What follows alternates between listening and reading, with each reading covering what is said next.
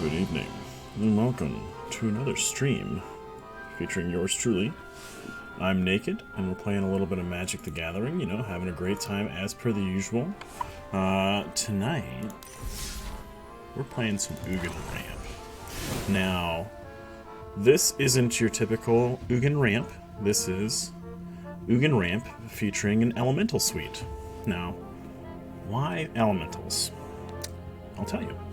Leafkin Druid, not as strong as Paradise Druid, probably not even as strong as Gilded Goose, but what it is an Elemental.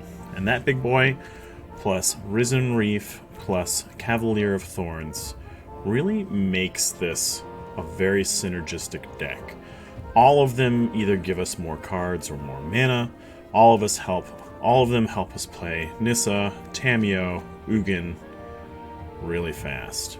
And then we follow it up with big boys like Uro, Hydroid Crassus, that help us win the game. As for interaction, really truly the only interaction we've got is our big boy Ugin here. But the whole idea is to get it out before we have to. We've got a sideboard, but we're going to be going with best of one. Some interesting stuff for aggro, some interesting stuff against combo, Disdainful Stroke, Negate, and of course Scavenging Ooze against anything that brings stuff back from the graveyard is really nice. And again, Lovestruck Beast is just super fast in the right situations, especially when you can ramp him.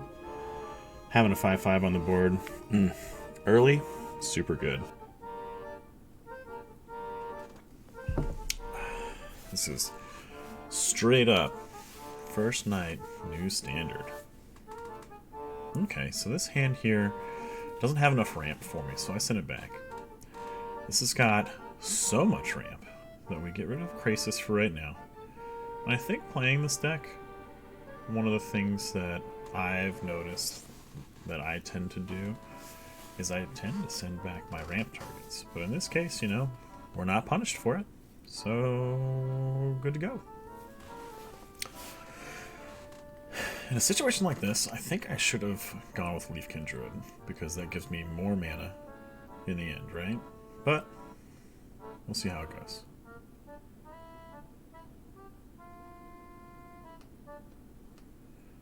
We choose not to pop, because we're going to pop it next turn, and we kind of want to draw the land. We don't end up doing it, but that's okay. Put Risen Reef into play. We get a little lucky off the top. We will activate. And now it's almost our turn 4, and we're going to get out of Cavalier of Thorns. We could also opt to play the big Krasis, but we choose not to today. But the wonderful thing is we get to capitalize on our Risen Reef as well as our Cavalier. Cool. We draw a card. We will put one of these into play. Do I put it into play tapped or not? Yep, we go ahead and opt to do that, and we can spend the Growth Spiral if we wanted to. Oh boy, and our opponent scoops. We just get too wide too fast. Vingara 138, a big Rakdos boy. Definitely like this hand. Going second should still be okay. We'll get to Scry with our first land, the Temple of Mystery here. Very cool. We'll keep that on top because we're ramping, we need land.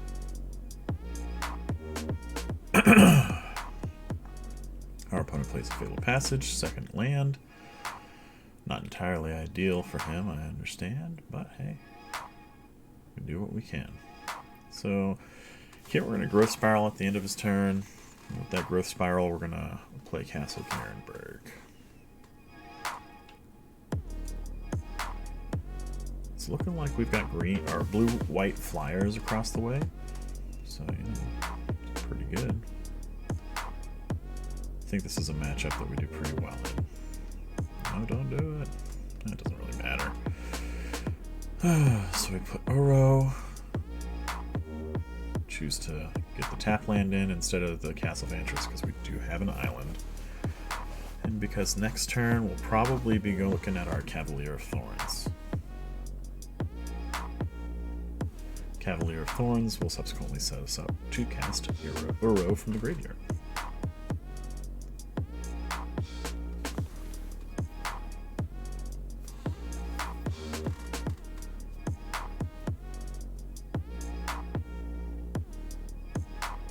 Now looking at this, I could have technically used Castle Garenberg for a little bit more, but that's fine. Here we go. Getting a little extra value, getting a Risen Reef into play too.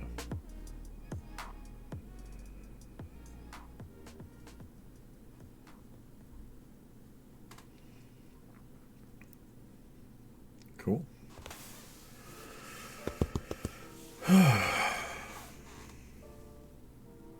Our opponent ponders for a moment his choices. We're sitting at 7 mana. Keeping in mind, however, that we can use Castle Garenberg at least once to get a bigger Crassus. That's a lot of banners, you know? This is the right play here. We get double the ramp here. Take that action. And we'll put that in our hand. And we'll probably cast a Solemn Simulacrum.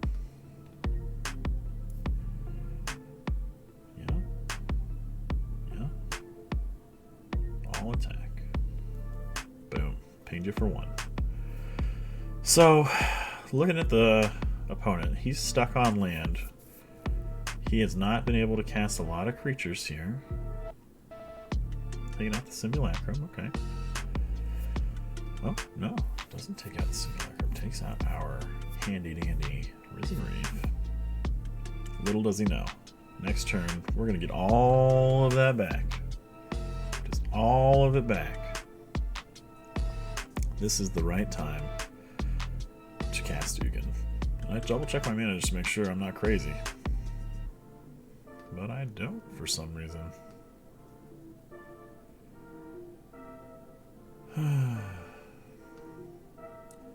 Now, the good thing about this is it gives me an Uro in the same turn and lets me use my Ugin later.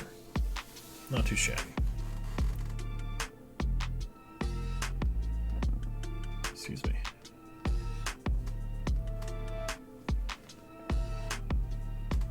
Being an adult means talking through burps all the time. Alright, Uro is the right answer. Just do it. Just do the thing. He could counter, I guess, but if I had to hazard guess, he might run the one counter spell that counters something for 1 if you don't have any creatures with flying, and 4 if he does. So, might as well give him an opportunity to do something on the attack stat. Get some lands out of the way here. Probably take out Risen Reef here. Might as well. Leafkin's also an option. So we bring that back into play.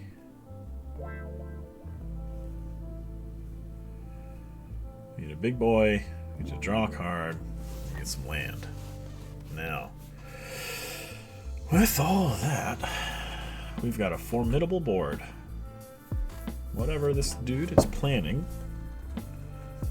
you should probably do it pretty quick.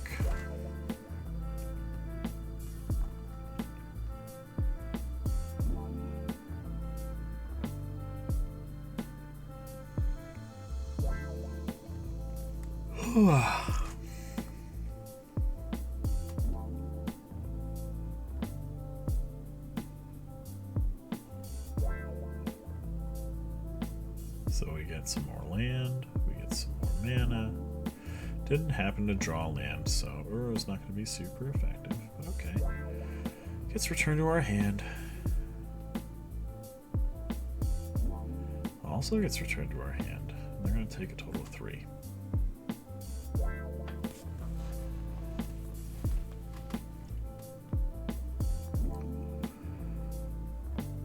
And we're going to minus him for 3.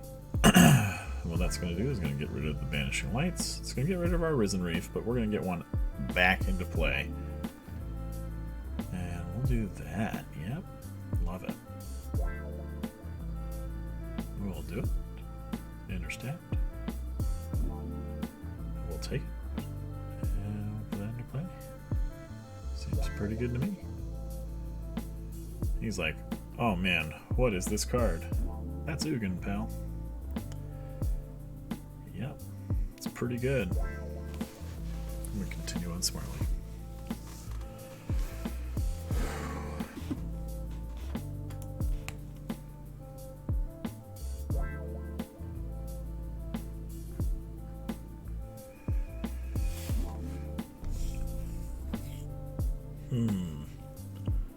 Got a little bit of ramp in the way of Uro.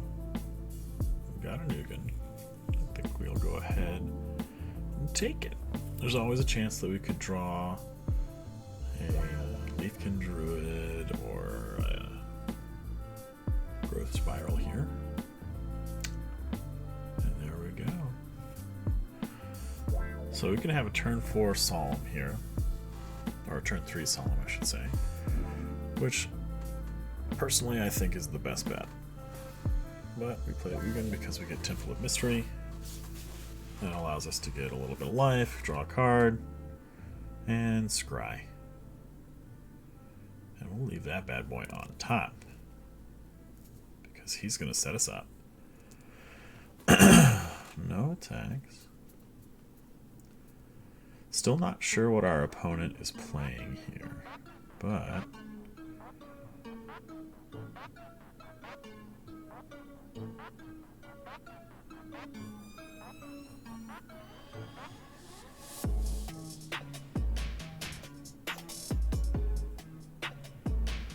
looking at our mana, we're pretty even split. When we go for an island. No attacks. Honestly, I think we should have gotten more aggressive with Cavalier of Thorns there, but that's okay. Just imagine having that Cavalier right now. We wouldn't have gotten hurt like the Solemn, but again, we wouldn't have drawn a card. So we can play this guy. Put him into play. Toss a Castle Garenberg in there. Play a Leafkin Druid. And then put my Breeding Pool into play tapped.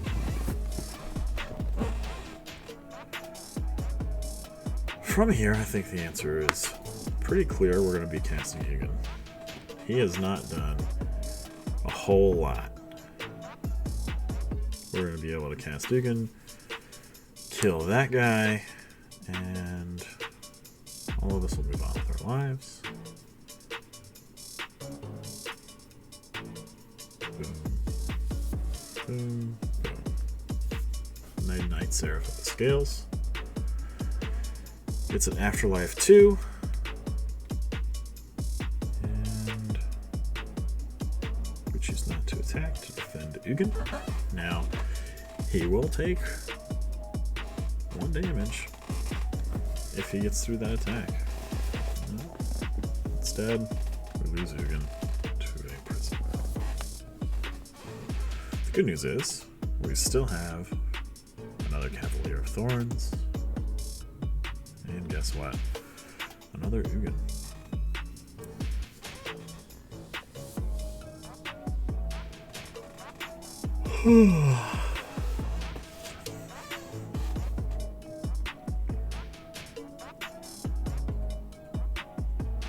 Alright, let's start getting rid of stuff in our graveyard here. We're considering what stuff we want to bring back with a Cavalier of Thorns, right? And we don't want to get rid of our Planeswalkers. We don't want to get rid of our bigger creatures, so we choose not to. And we can cast this all by itself thanks to our handy dandy Leafkin Druid. And we'll call it a day. Yeah.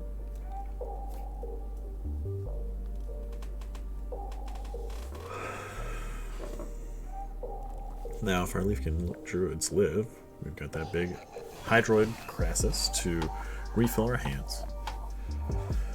Ooh, another one, huh? Okay. Feather the Redeemed. Gotta love a legendary angel when you see him, right?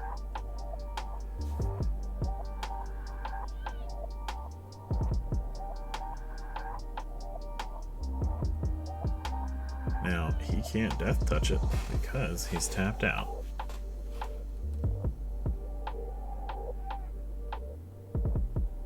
Right now we're trying to figure out exactly how big our Crassus can be. Counting out our mana. And waiting for him to decide if he wants to attack or not. And he's like, maybe I'll do it. I don't know. Excuse me. Then Ugin comes along and really changes things around, doesn't it?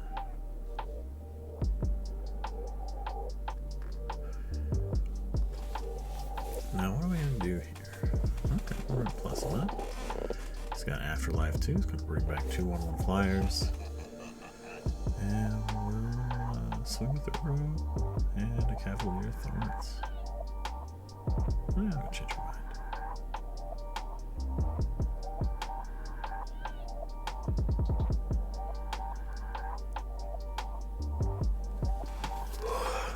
He could kill it if he blocked with everything, and then I couldn't kill everything, but I'd probably kill the Feather and kill the 2 1/1s, but hey, yeah, that's how it goes. So looking at this, we have enough to Castle Garenberg for 6 and make 6/6 Krasis here, essentially. Maybe a 5/5, really, but that's fine.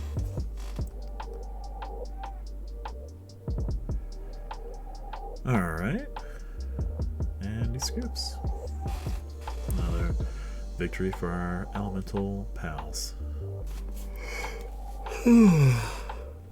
Excuse me, keep yawning. Kinda tired. Should have done this another night, maybe. How much more is left of the video? Only about half an hour. So, we'll keep this. We'll probably send back. Yeah. Seems like a good choice. What are you doing? Or maybe one Growth Spiral. Because then we can get a turn 3 Solemn. And who doesn't love that, you know?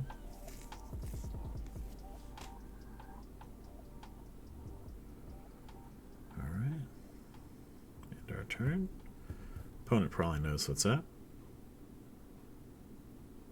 Looks like maybe, is it Prowess here?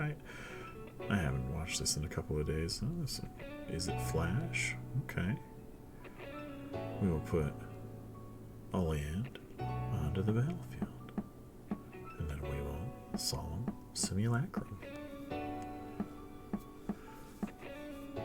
3 Solemn Simulacrums is incredible card value. Just to harp on the Solemn Simulacrum for a second. It's 3 cards for 4 mana. You get a land, you get a body, you get a card. Bone Crush me, Daddy. That's all we need. Just draw us cards all day long. Thank you and good night. Yeah, we're gonna draw that card and we get ourselves an Ugin, which, with what we have in our hand, we are guaranteed to eventually cast, one way or another. We're about to hit 6 and 7 lands, respectively. We can Solemn Simulacrum, get something out to block our Brineborn Cutthroat. We'll grab an island, I think, looking at our mana base right now. Yeah, I remember what I do. I don't remember what I do. Now, one of the things I could have done was maybe go into full control mode there and bluff having a Growth Spiral or a Negate or some sort of instant speed doohickey, maybe a Brazen Bower. But in the end, truly, there's nothing here. So, we hit our 8th land. What are we gonna do? Do we -3 to kill everything? Do we even get that far? Homeboy Ops. And I think, yeah, that's the right choice. Just taking out the Brineborn for now. We've got a blocker to protect Ugin. And even then, we draw a card. And we can still take out Bone Crusher Giant before ultimating Ugin if we have to. That being said, this is a prowess deck. I fully expect him to have quite a few cards to deal with Ugin. Hello, Jace. Alright, so we'll block with Solemn. We'll draw a card. Thank you, thank you, thank you. We get our fourth Solemn Simulacrum. And he passes his turn. So, let's see what we do here. Let's just take out that Bone Crusher. And we have enough mana to play a Cavalier and a Solemn Simulacrum. He's probably got a counterspell. So let's see what he does. Yeah, it seems pretty good. Seems really good. It's a Cavalier of Thorns, everyone. It's got a big old wooden horsey. It's got some nice tree bark. Yeah, seems like a solid choice. Leave some mana up. I love it. Unfortunately, he is going to not like our Cavalier too much. Yeah, we'll take that action. We will take that action. Indeed. He's going to try and hit Ugin. We're going to be like, nah, dog. Please don't hit my Ugin daddy. Solemn Simulacrum dies. Would you like to draw a card? Yes, we would. Thank you very much. Now, let's see how this goes. Ugin the Spirit Dragon. -10. You gain 7 life, draw 7 cards, and put the 7 permanents from your hand onto the battlefield. So we're going to put all the land. We're going to put Risen Reef. We're going to put Solemn. We're going to put... You better put those lands back in there, son. Yeah. Might as well put an Uro in there. Might as well put the other Uro in there. Might as well. Yep.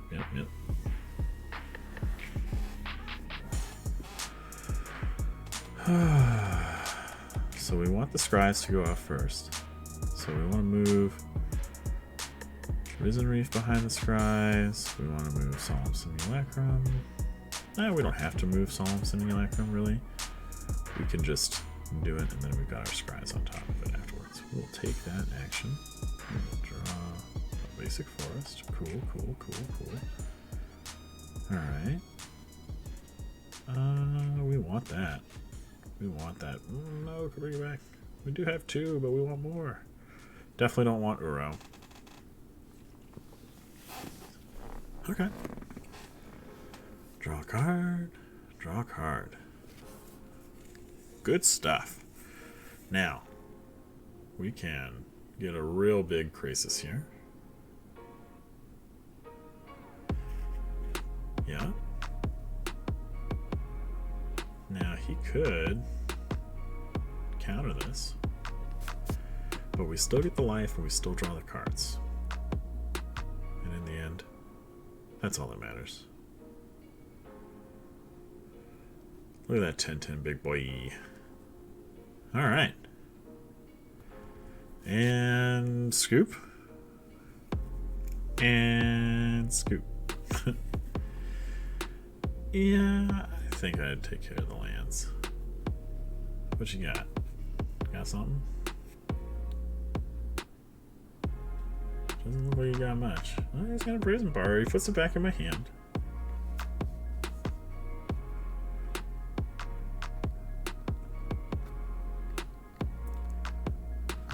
So in this case, I think we block both octopi. We let Ugin go because we have one in our hand. Why would we block that? Oh well. I guess we can do 3 to the face. We'll see how it goes.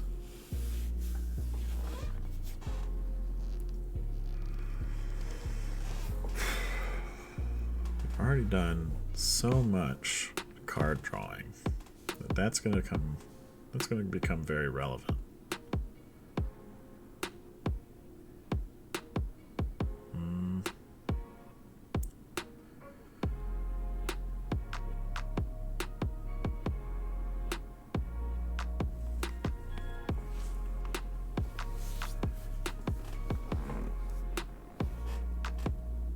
And he scoops.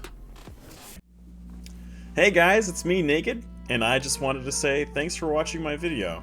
If you liked it, please consider hitting that like button, and if you want to see more cardboard on cardboard crime, please feel free to subscribe as more videos are on the way. You can also catch me live every Monday through Thursday starting at 9 p.m. Eastern Standard Time on twitch.tv/nakedseamus. Just follow the link below. Thanks again for watching, and farewell for now.